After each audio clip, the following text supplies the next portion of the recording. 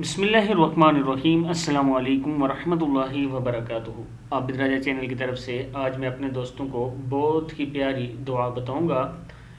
आप अल्लाह ताला से पनाह मांगा करें। जो मैं आपको बताने लगा हूँ, यह अमल सुनने से पहले मैं अपने तमाम दोस्तों से गुजारिश करूँगा, चैनल को सब्सक्राइब करें, बेल आइकन पर क्लिक करें ताकि डेली वीडियो आप लोगों तक पहुँच सके। तो स्टार्ट करते हैं आज का लेसन। बिस्मिल्लाहिर्रहमानिर्रहीम।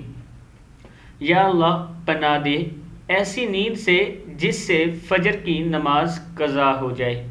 आप ये दुआ किया करें अल्लाह ताला से कि अल्लाह हमें ऐसी नींद से पनाह दे जिससे फजर की नमाज कज़ा हो जाए। फजर की नमाज पढ़ने के लिए रसूलुल्लाह सल्लल्लाहु अलैहि वसल्लम की बहुत सी हदीस हैं, और रसूलुल्लाह सल्लल्लाहु अलैहि वसल्लम जो लोग फजर की नमाज नहीं पढ़ते उन्हें अच्छा नहीं कहते।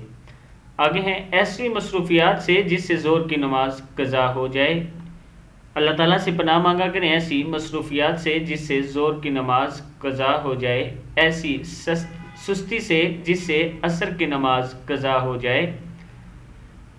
कहा करें, ऐ अल्लाह हमें ऐसी सुस्ती से पनाह दे जिससे असर की नमाज कज़ा हो जाए, और ऐसी महफिल से जिससे मगरिब की नमाज कज़ा हो जाए।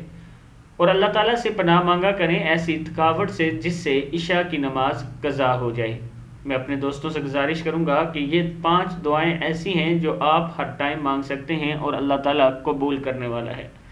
अगर अल्लाह ताला ने आपकी ये 5 दुआएं कबूल की तो इसका मतलब आप 5 वक्त के नमाजी बन जाएंगे और आपकी दुनिया और आखिरत में इससे आसानी पैदा होगी।